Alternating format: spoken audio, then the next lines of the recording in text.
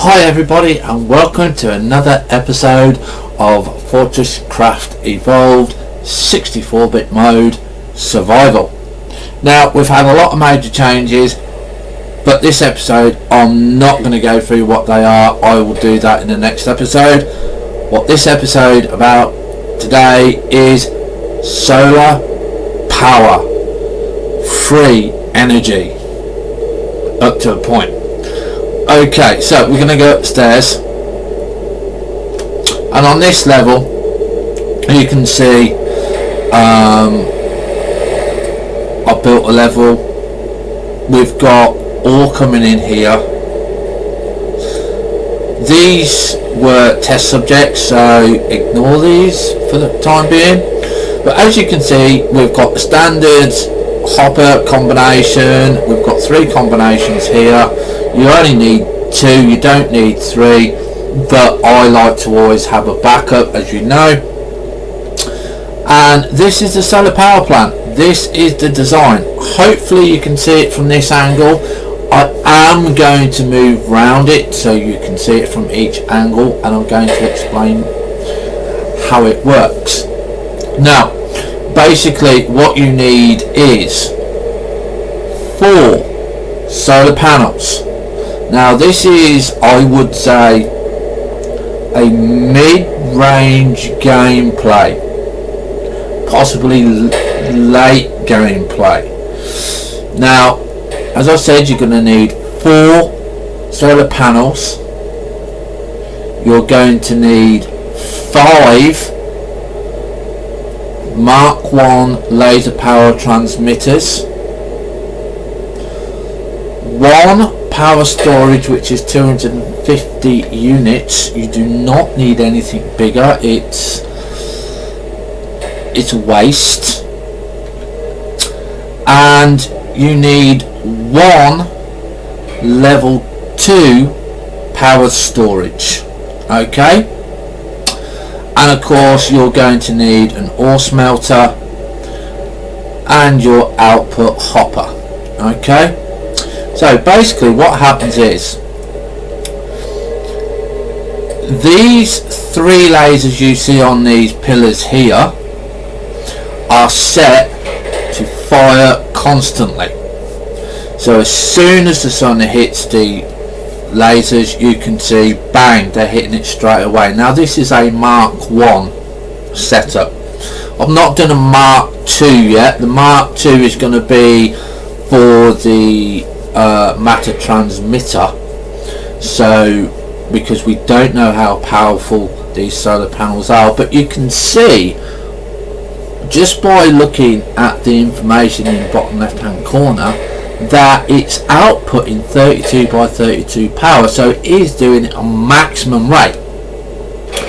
So, you know, but for running 1, and it will only run 1 ore smelter, okay, this is ideal. Okay, you can have 8 of these set up all at the top, you know, will cover a large area, but you run out of coal, you still got your ore going. Okay, and that's the most important thing in this game, is keeping your ore going. Now hopefully I'm just going to pause the game here for a little bit so you can see the design.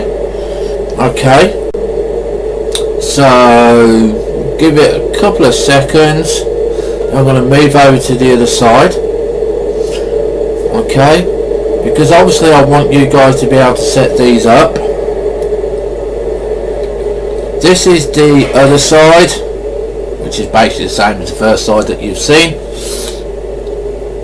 So you can see 2 lasers going in the front. You can see one's coming at the back and one's going out the front. And from the back view, okay, you can see the back laser here is going into the back. So you've got 3 points of entry. Okay, now as I said, these fire constantly. Yeah, now once the power starts to drop, if if you go to the solar panel, you can see that the percent of the collection rate is dropping. That means that the sun is going down. Now this holds 15,000 units. What I am going to possibly do at a later date, and I will let you know if it updated, is put a Mark III here, because it will run for a while after these solar panels are out of energy. Okay, now the reason it does that is because this laser here under your storage, is it waits for a full battery.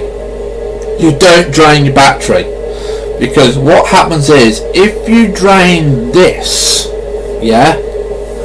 it takes longer for the power plant to reboot. Okay, when it doesn't collect anything anymore, you'll probably get around about 230, 220, possibly as low as 210, but it won't go any lower than that.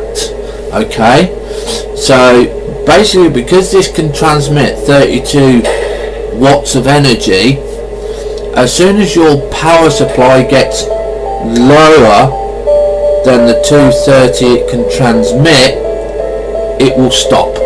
Okay, and this on an average day will give you around about 60-70 bars. Okay, now it's all mixed, because the way that we've done it is it's an overflow. Okay, this is not your main line, this is an overflow line, but it's just to show you that it is possible to power an ore smelter without any coal.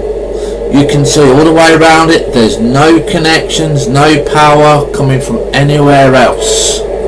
Okay, so again guys, if you want to use this design, go ahead, feel free to use it. It's what I'm here to do, to work out problems, try and get solutions, and try and make it easy, so we're not going to be too worried about when we run out of coal. We can still have coal coming in when we find coal, but it's there. Now as you can see, we're still dropping. Night time has come, only getting 4% rate. It's still got 213 there, but now it's only transmitting 16%. Okay, alright, so it's not collecting now, it's stopped. Okay, so if you look at this, it's now stopped at 214. This is still transmitting power of 16, which is a bit false, because it's not actually transmitting now. Okay, so it should actually say 0 of 32, which it doesn't. Okay, but as you can see, like I said, once it gets to a set level, which is 214, it won't transmit anymore. It will not transmit the power. And these, you can see, okay, it's doing 8 power still, 4 power. So you can see it holds a little bit in reserve.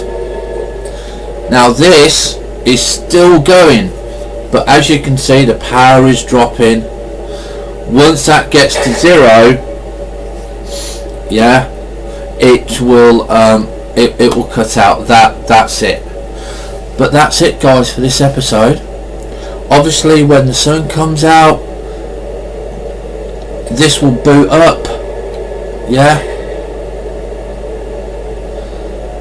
This will charge up again and it will carry on. As you can see, it goes quite a while into the night, so I'm hoping with a Mark III we can get it so it's constantly going all the time without stopping through the night. It all depends how powerful these actual solar arrays are. Okay, I've hoped you enjoyed this episode. As you can see, we're up to 71 bars and we're still going. But again, I hope you enjoyed this episode. If you have, leave a like. If you haven't, leave a hate. And let me just put it back there for a minute. And I will see you in the next episode when we go and set up one of these for a Matter transmitter, which we were having a problem with when we was using coal energy. So this is HMK signing off. Have fun, stay safe, see you next time, bye for now.